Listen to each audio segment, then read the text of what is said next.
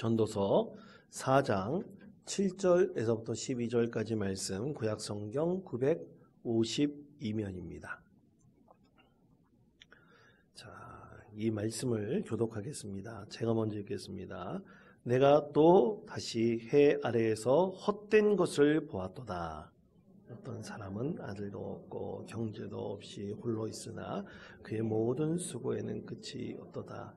또 비록 그의 눈은 부요를 족하게 여기지 아니하면서 이르기를 내가 누구를 위하여는 이같이 수고하고 나를 위하여는 행복을 누리지 못하게 하는가 하여도 이것도 헛되어 불행한 노고로다. 두 사람이 한 사람보다 나음은 그들이 수고함으로 좋은 상을 얻을 것임이라. 혹시 그들이 넘어지면 하나가 그 동물을 붙들어 일으키려니와 홀로 있어 넘어지고 붙들어 일으킬 자가 없는 자에게는 화가 있으리라. 또 두 사람이 함께 누우면 따뜻하거니와 한 사람이면 어찌 따뜻하랴. 한 사람이면 패하겠거니와 두 사람이면 맞설 수 있나니 세 겹줄은 쉽게 끊어지지 아니하느니라. 아멘. 할렐루야. 하나님께 하면 행복하다라는 제목으로 하나님의 말씀을 전해드리겠습니다. 지난 주일 우리 교회 성도들이 코로나에 걸린 분들이 꽤 많더라고요. 그 소식을 듣고 몇 분에게 전화를 드렸습니다. 여러분, 요즘에 코로나가 또 다시 유행하고 있다고 하죠? 그렇죠? 우리 걸리지 않도록 조심하시기를 바랍니다. 우리 건강관리 잘 하셔서 더욱더 우리 건강하게 사는 것이 하나님의 축복인데요. 근데 이 전염병에 걸리고 난 분들 이렇게 위로를 하는 전화를 다 드렸습니다. 이제 기도해 드리고 전화를 드리고 그러는데 이제 코로나가 이 전염병 수치가 2단계에서 4단계로 떨어지다고 합니다. 여러분 뉴스 들어보셨죠? 예. 그러니까 4단계 정도는 뭐냐면 독감 수준 정도라고 하더라고요. 여러분 맞습니까? 예.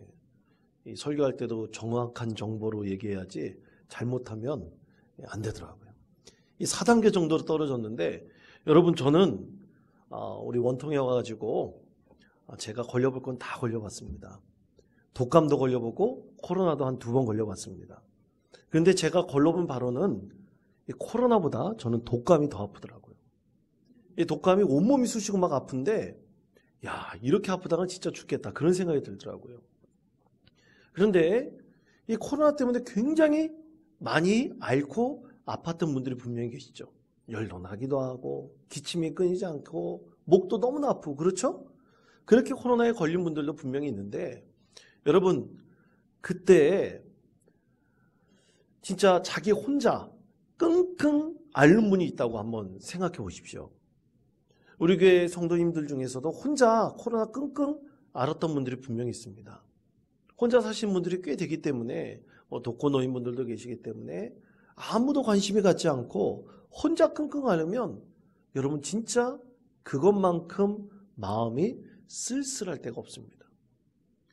여러분 사람이 가장 서러울 때가 언제인지 아십니까? 혼자 아플 때예요. 아무도 자신에 대해서 관심을 갖지 않을 때예요. 그때 여러분 참 귀하고 복된 우리 성도가 참 그 아픈 것을 알고 죽이라도 이렇게 만들어가지고 갖다 준다거나 또 위로의 전화를 한다거나 문자를 한다고 해보십시오. 여러분 그것이 진짜 위로가 되고 힘이 될 때가 참 많이 있습니다. 여러분 우리 성도들 중에서 아픔을 당한 분들이 있습니다. 그런 분들에게 여러분 위로의 문자라도 하나라도 보내드리면 진짜 힘들 때 그 문자 하나가 내 마음을 시원하게 할 때가 분명히 있습니다. 여러분 오늘 말씀도 그런 거예요. 오늘 말씀 전도서 4장 8절에서 이렇게 말씀합니다. 4장 8절 말씀을 다시 한번 한 목소리로 읽겠습니다. 어떤 사람은 아들도 없고 형제도 없이 홀로 있으나 그의 어떤 수고에는 끝이 없도다. 또 비록 그의 눈은 부요를 족하게 여기지 아니하면서 이르기를 내가 누구를 위하여는 이같이 수고하고 나를 위하여는 행복을 누리지 못하게 하는가 하여도 이것도 헛되어 불행한 노고로다. 아멘. 자, 이 말씀이 이런 뜻입니다. 어떤 사람이 열심히 일을 해요. 열심히 일을 하고 수고도 많이 해서 돈을 많이 모읍니다. 근데 이 전도자, 이 솔로몬이지 않습니까? 솔로몬이 그것처럼 헛된 것이 없다라고 그렇게 지목하면서 얘기를 해요. 근데 여러분 한번 생각해 보십시오. 어떤 사람이 혼자 살면서 열심히 일한단 말입니다. 그리고 돈도 열심히 많이 벌어와요. 그렇게 자기의 만족과 자기의 성취를 이루는 것이 여러분 헛된 것입니까? 결코 헛된 것은 아니죠. 여러분 혼자 살면서 열심히 직장 생활하는 사람 분명히 많이 있습니다. 그리고 앞으로 어떻게 하겠다는 목표를 가지고 돈을 열심히 모으는 사람들이 있어요. 그런데 오늘 전도자가 보니까 그런 사람들의 인생이 너무나 헛되다는 거예요. 근데 여러분 그게 과연 헛된 인생일까요? 대체 전도자가 말하는 헛된 인생, 헛된 삶은 과연 무엇일까? 오늘 말씀에서는 전도자는 이것을 두 가지로 얘기하고 있습니다. 첫째는 혼자 살면서 자기 만족과 자기 성취를 위해서 오로지 재산을 많이 쌓아두는 것. 이것 자체가 헛되다고 말합니다. 그러니까 자기 만족과 자기 성취를 위해서 하는 것은 좋은데 그렇다고 그것을 많은 부를 쌓아놓기만 하는 것. 그것이 헛되다는 얘기죠. 그리고 두 번째는 그러면 이렇게 혼자 사는 사람이 열심히 자기 만족과 성취를 이루면서 돈을 많이 모아요. 그런데 그것이 과연 누구를 위한 것인가? 전도자가 질문을 합니다. 과연 이것이 누구를 위한 것인가? 가족을 위한 것인가? 친구를 위한 것인가? 아니면 자기가 섬기고 있는 부모님을 위한 것인가?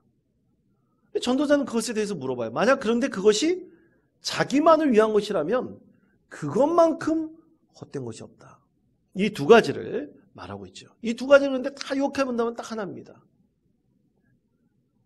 오직 한 가지예요. 자기 자신만을 위해서 열심히 최선을 다하고 그리고 모든 부를 쌓아가는 사람, 그 사람은 정말 헛되다는 거예요. 왜냐? 언젠가 그 사람이 영원히 살면 모르겠는데 언젠가 그가 이 세상에서의 모든 삶을 다 끝마칠 때가 분명히 있기 때문입니다. 영원히 산다면 상관없죠. 자기 만족을 위해서 열심히 돈을 모으고 성취하면서 병에 든 거 있으면 병 고치고 또 열심히 운동하면서 즐기고 살아가는 건 누가 뭐라 그러겠습니까? 그런데 그렇게 많이 쌓아놓고 결국 자기 자신만을 위해서 그렇게 부를 쌓아놓은 다음에 언젠가 이 세상을 떠나버린다면 그의 인생이 얼마나 허무하고 헛된 것인가. 오늘 전도자가 자기 옆에 어떤 친구가 있었나 봐요. 가까운 지인이 있었나 봅니다. 그의 인생을 보면서 저렇게 헛된 삶을 살아야 되는가라고 한탄하고 있는 것이 바로 오늘 말씀이죠. 그래서 하나님께서는 이렇게 헛된 인생을 살아가는 사람에게 두 가지 행복의 조건을 말씀하십니다. 이렇게 살아야지 진짜 행복하다. 이렇게 살아야지 진짜 행복하다. 오늘 하나님께서는 이 전도자를 통해서 이 행복에 대해서 말씀하십니다. 자, 그러면 어떻게 살아야 행복할까요? 첫째는 내가 누군가를 위할 때 행복하다. 오늘 전도자를 통해서 하나님께서 말씀을 하십니다. 자, 전도서 4장 8절의 말씀을 다시 한번 한 목소리로 읽겠습니다. 어떤 사람은 아들도 없고 형제도 없이 홀로 있으나 없도다. 또 비록 그의 눈은 부요를 족하게 여기지 아니하면서 이르기를 내가 누구를 위하여는 이같이 수고하고 나를 위하여는 행복을 누리지 못하게 하는가 하여도 이것도 헛되어 불행한 노고로다. 아멘. 그렇습니다. 오늘 하나님께서는 분명하게 말씀하신 것이 있습니다. 누군가를 위한 삶을 살아가라. 누군가를 위한 삶을 살 때 진짜 행복하다. 하나님께서 그렇게 말씀하십니다. 이것이 바로 첫 번째 믿음의 삶에 있어서 행복의 조건입니다. 여러분, 믿음의 삶에 있어서 여러 원칙들이 있겠죠. 그 중에서도 누군가를 위한 삶, 누군가를 위해서 부를 모으고, 누군가를 위해서 일을 하고, 누군가를 위해서 최선을 다하고, 누군가를 위해서 자기 만족을 누리고, 누군가를 위해서 뭔가 성취해 나가는 것. 그것이 진짜 행복의 조건이다. 오늘 전도자를 통해서 말씀을 하십니다. 여러분, 이렇게 누군가를 위해서 사는 것이 진짜 행복일까요? 여러분 어떻게 생각하십니까? 여러분은 지금 누군가를 위해서 살고 있습니까? 아니면 나 자신만을 위해서 살고 있습니까? 아유, 목사님, 저는 다 늙어가지고 누군가를 위해 살긴 뭐 누군가를 위해 삽니까? 나 자신을 위해서 살죠. 이렇게 생각하시는 분들이 분명히 있을 수 있습니다. 그러나 그리스도인들에게는 다른 사람들에게 얘기하는 것이 아니에요. 하나님께서 믿음의 사람에게 얘기하는 겁니다. 믿음의 사람에게 있어서는 끝까지 누군가를 위해 사는 것이 행복하다고 말씀하고 있는 거죠. 여러분, 그런데 행복의 조건에 대해서 누군가를 위해서 사는 것이 아니라 혼자 고독을 즐기며 사는 것이 진짜 행복이라고 말한 철학자가 한 명 있습니다. 그의 이름은 아르투르 쇼펜하우어라고 하는 아주 당대의 헤겔과 아주 양대 산맥을 이루었던 철학자가 있습니다. 19세기 철학자예요. 근데 그는 고독도 능력이라고 그랬어요. 고독을 즐기라고 했어요. 그는 그 일생에 대해서 써놓은 책들이나 연구된 자료들을 보면 그가 후대에 남긴 책이 그렇게 많지는 않습니다. 그런데 그의 대부분의 연구의 주제는 이 고독에 대한 것이고, 그리고 여성에 대해서 굉장히 혐오스러운 얘기를 많이 남겼어요. 여성에 대해서 굉장히 미워했습니다. 그 영향력은 사실 그의 어머니 때문이었어요. 그의 아버지가 굉장히 부자였습니다. 그런데 젊은 자기 어머니하고 결혼했는데 아버지가 그만 낙상사고인가를 사고로 죽게 되었어요. 그런데 이 아들을 쇼펜하우어의 마음속에는 아버지가 죽게 된 이유는 바로 어머니 때문이다. 어머니가 아버지를 사랑하지 않았기 때문이라고 그렇게 생각을 했어요. 아버지와 어머니의 나이가 17살 정도 차이가 났었거든요. 근데 어머니 때문에 죽었다. 그래서 그는 극도로 이 여성에 대한 혐오하는 그런 마음을 갖게 되었고, 그리고 그것이 염세주의라는 하나의 이 사상으로 그에게 발전하게 되었습니다. 그래서 그는 고독 속에 살아가는 것이 진짜 행복이라고 그랬어요. 그래서 고독도 능력이래요. 여러분, 고독을 즐기십니까? 아멘 하시는 분이 계시는군요. 예. 이 쇼펜하우어는 고독도 능력이래요. 그래서 우리 인생은 고통의 연속이기 때문에 진정한 행복을 위해서는 여러분 혼자 살아라. 그러면 고통이 없지 않겠느냐. 다른 사람에게 영향을 받지 않으면, 다른 사람에게 자기가 뭐 영향을 주지도 않으면, 이 고독을 즐기며 살아가면 그것이 행복이 아닌가. 그는 그렇게 주장을 했습니다. 그래서 그는 불교 있죠. 불교를 굉장히 중요하게 생각했어요. 여러분, 불교의 끝은 뭡니까? 해탈이랍니까? 해탈. 해탈이라는 것은 이 세상의 모든 번뇌를 다 벗어나는 거예요. 그래서 해탈하는 거예요. 사람이 욕심이 있기 때문에 고통이 있는 것이고, 정욕이 있기 때문에 아픔이 있는 것이고, 또 명예욕이 있기 때문에 우리 인생이 행복하지 않다. 그렇기 때문에 진정한 행복을 위해선 고독 속에 살면서 모든 것을 벗어던지는 것, 불교에서 말하는 이 해탈의 경지에 이르는 것이다. 그는 그렇게 주장을 했습니다.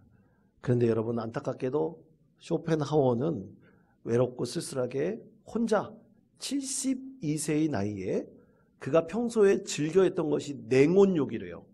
냉온욕을 하다가 심장마비로 죽었습니다. 참으로 외롭고 쓸쓸하게 죽었죠. 그러나 그렇게 말했던 그의 해탈의 경지에 과연 그가 이르렀느냐? 결코 이르지 못했습니다. 성도 여러분, 이 세상에서 불교가 말하는 해탈의 경지에 이른 사람은 단 한 사람도 없습니다. 그냥 하나의 이상일 뿐이죠. 자, 그러면 그렇게 고독을 즐기고 해탈의 경지에 이르면 정말 행복한 것인가? 여러분, 기독교도 우리 신앙도 고독을 즐길 것을 권면하고 있습니다. 여러분, 그래서 예수님께서도 기도하려고 혼자 산적한 곳에 가셨고 또 바울 사도도 가능하면 혼자 살라 그랬어요. 그것도 신앙생활을 위해서 혼자 살라 그랬습니다. 기독교도 어떻게 보면 고독을 즐기라고 말하고 있습니다.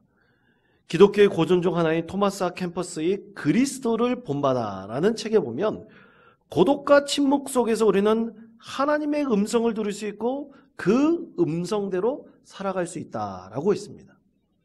기독교의 고독을 즐기라는 것은 쇼펜하우어가 말하는 것처럼 고독도 능력이다 이런 것이 아니에요. 오직 무엇을 위한 것이냐면 하나님과 나와의 친밀한 교제를 위해서입니다. 왜냐하면 세상이 너무나 시끄럽고 내 주변이 너무나 복잡하고 주변에 신경 쓸 것이 너무 많으면 우리는 믿음 생활에 있어서 하나님과의 친밀한 관계를 이루기가 너무나 힘들어요. 그래서 가능하면 고독의 시간을 갖고 그 가운데 누구를 초대하는 겁니까? 하나님을 초대하는 거죠. 하나님과 교제하라는 거예요. 여러분 솔직히 한번 생각해 봅시다. 우리가 기도할 시간을 마련한다고 하지만 기도하기 참 어렵습니다. 그리고 우리가 성경 말씀을 읽는다고 하지만 성경 말씀을 제대로 읽는 것 자체가 우리 인생 가운데 굉장히 힘들어요. 사실 일반 현대인들이 믿음 생활을 한다 그럴 때는 우리는 대단한 결단을 할 때가 많습니다. 왜냐하면 우리는 시간을 내서 하나님과 교제하는 분명한 시간을 할애하고 그 시간을 즐거워해야 하기 때문이죠. 그런데 많은 현대인들이 그것이 귀찮아해요. 힘들어해요. 그러면서 하나님과의 친밀한 교제가 진정한 행복과 그리고 우리 안에 자유함과 그리고 우리 안에 진정한 만족을 줌에도 불구하고 그것을 알지 못하고 오히려 자기 스스로 고독에 빠질 때가 분명히 있는 것이죠. 그러면 사랑하는 성도 여러분, 이 세상에서 분명한 고독이라는 것은 혼자 사는 것이 결코 아닙니다. 우리가 누군가를 위해서 살아가는 기쁨을 하나님께서 우리가 갖기를 간절히 원하고 계십니다. 그것이 사랑의 본질이죠. 쇼펜하우어는 사랑 자체는 없다 그랬어요. 거짓이라 그랬습니다. 그러나 우리 그리스도인들은 사랑의 본질이 있음을 분명히 압니다. 누구를 통해서 합니까? 예수님을 통해서 합니다. 왜냐하면 예수님께서는 그 사랑의 모형을 우리에게 희생하시면서 모든 인류를 위해서 자기가 희생의 피를 흘리시면서 죽으시고 부활하신 것을 통해 우리에게 그 사랑의 본 모습을 보여주셨죠. 그러니까 이 세상에서 고독을 즐기라고 말하는 쇼펜하우어와는 너무나 차이가 있습니다. 사랑 거짓이라고 하는 것과 너무나 차이가 있습니다. 사랑은 실제하는 것이죠. 희생을 통해서 누군가를 위해서 사랑하는 것은 바로 진정한 사랑의 본질이 됩니다. 그러므로 사랑하는 성도 여러분, 사랑이 나를 위한 것이 아니라 진정한 누군가를 위한 것임을 우리가 늘 신앙생활하면서 발견하고 깨닫게 될 때 하나님께서는 우리에게 진정한 행복을 선물로 주십니다. 나를 위한 것이 아니라 누구를 위한 것이라고요? 다른 사람을 위해서 사는 것. 이것이 진정한 행복임을 오늘 전도자를 통해서 우리 하나님께서 말씀하고 계시죠. 두 번째는 이것입니다. 내가 혼자가 아닐 때 우리는 진정한 행복을 경험할 수 있다. 말씀하고 있습니다. 전도서 4장 11절 12절 말씀 다 같이 한 목소리로 읽겠습니다. 또 두 사람이 함께 누우면 따뜻하거니와 한 사람이면 어찌 따뜻하랴. 한 사람이면 패하겠거니와 두 사람이면 맞설 수 있나니 무너지지 아니하느니라. 아멘. 자, 오늘 이 말씀 우리는 종종 결혼 예배에 자주 참석하다 보면 결혼 예배 가운데 주시는 귀한 말씀으로 이 전도자의 말씀을 우리는 종종 듣습니다. 함께 누우면 따뜻하고 또 세겹줄은 쉽게 끊어지지 않는다. 새로운 가정을 출발하는 두 사람이 결혼하여 믿음의 가정을 출발하는 가정에 주시는 하나님의 귀한 말씀으로 우리는 많이 삼고 또 그 말씀의 의미를 깨달을 때가 참 많이 있습니다. 근데 여러분, 요즘에 그 시대가 많이 변했어요. 시대가 많이 변했습니다. 저도 그 부교육자 시절 때 결혼 예배에 굉장히 많이 집례를 했습니다. 저도 그래도 꽤 인기가 있어가지고 결혼식 주례해달라고 했던 성도들이 꽤 많았어요. 그런데 어느 순간부터 결혼 주례보다 결혼식에 참석해달라는 참여 요청을 할 때가 늘게 되었습니다. 어느 순간부터. 왜냐하면 여러분, 이 청년들이 이제 둘이 만나서 사랑을 하여 서로 결혼하지 않습니까? 그럼 부모들은 당연히 목사님을 모시고 주례하자 그래. 주례자 세워놓고 결혼 예배를 드리자 그래요. 근데 청년들은 주로 순종하는 사람도 있지만 어떤 분들은 노해요. 결혼이라는 것은 나와 사랑하는 사람이, 대상이 서로 만나가지고 하나님 앞에서 약속하는 거 아닌가.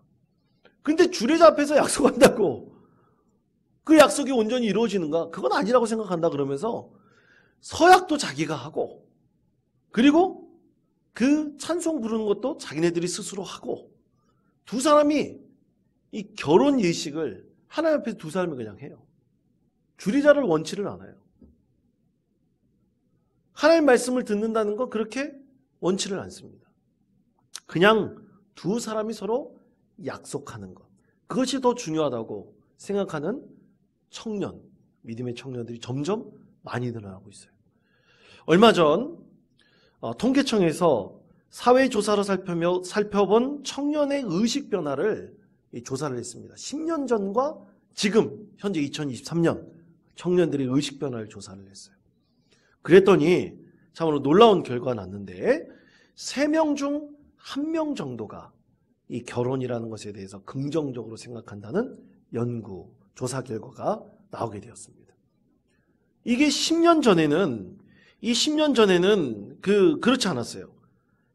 이 10년 전에는 그래도 결혼을 해야 된다 하는 청년들이 한 반 정도는 됐습니다.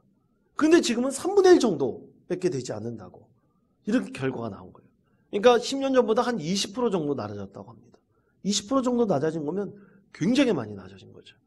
그리고 비율을 보면 이 여성들은 한 28% 정도, 남성들은 43.8% 정도는 결혼을 긍정적으로 생각한다고 합니다. 나머지들은 아니에요. 그런데 참 재밌는 한 의식의 변화가 하나가 일어나는데, 그것은 뭐냐면 결혼을 하지 않고 둘이 그냥 함께 사는 것은 80% 이상이 긍정적으로 생각한다고 나타났어요. 시대가 변하고 있는 것이죠. 그러니까 혼자 사는 것은 싫어요. 그렇지만 결혼이라는 제도로 구속받는 것도 싫다라는 그런 의식의 변화가 10년 동안 그렇게 새롭게 변화돼서 나타났다고 합니다. 그래서 요즘 청년들을 지도하고 있는 이 청년 교육자들이 굉장히 고심에 빠지고 어려움에 빠질 때가 참 많습니다. 요즘에 청년들에게 있어서 이 결혼에 대해서 나누잖아요. 예전에는 교회 안에서 이 결혼 커플들을 만들어낸다고 교회 안에서 여러 프로그램들 많이 했습니다. 요즘에는 안 해요. 결혼은 뭐냐면 너희들이 알아서 하는 거다.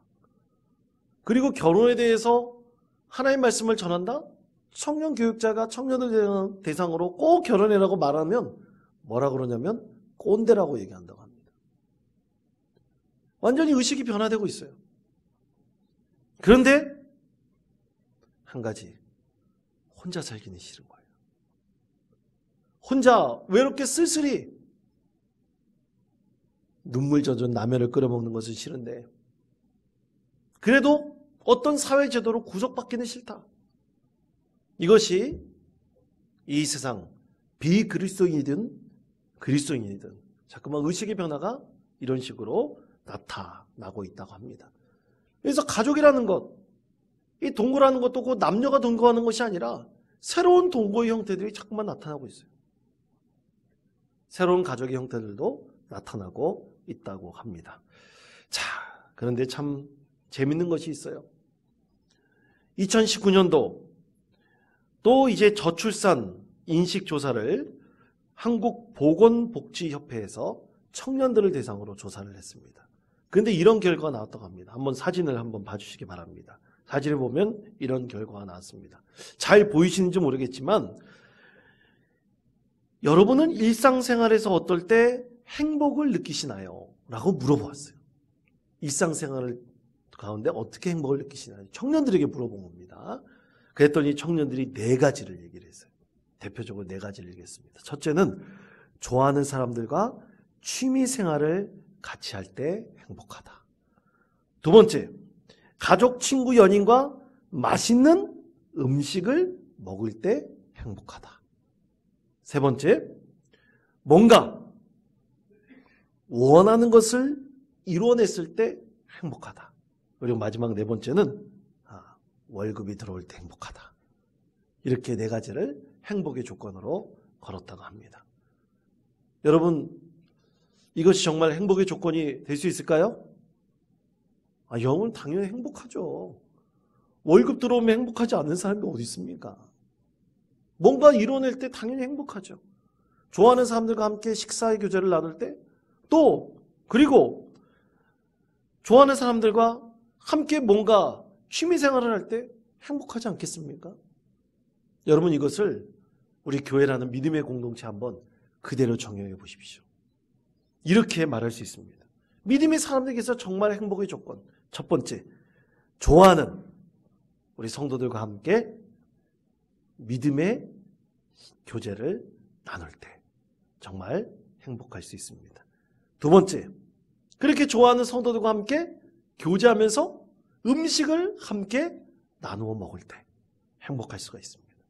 세 번째, 우리가 하나님 나라를 위해서 목표를 세우고 우리가 진정으로 그 목표를 이루고 하나님의 사역에 헌신할 때 우리 그리스도인들은 행복할 수가 있습니다. 마지막 4번째, 우리 가운데 하나님의 은혜가 임하게 될 때 우리는 진정으로 행복할 수가 있습니다.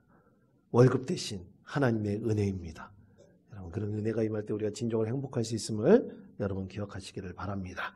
그래서 우리가 교회가 모였을 때 우리가 진정으로 행복을 느끼는 행복의 조건을 만들어내는 믿음의 공동체에 세워야 되지 않겠습니까? 이렇게 행복의 조건을 만들어낼 수 있는 우리 원통 장로교의 모든 성도 되시기를 바라며, 그래서 우리가 서로 행복함 속에서 하나님께 영광 올려드리는 은혜의 성도 되시기를 바랍니다. 누구를 위해서 살 때 우린 진정으로 행복합니다. 또 그리고 내가 진정으로 하나님께서 우리에게 주신 일을 감당하면서 내가 혼자가 아니며 서로 교제할 때 진정한 행복을 느낄 수가 있습니다. 오늘 주신 말씀의 은혜를 생각하시며 믿음 가운데 승리하시고 우리 하나님께서 원하시는 행복을 온전히 우리 신앙생활 가운데서 이룰 수 있는 믿음의 성도 되시기를 축복합니다.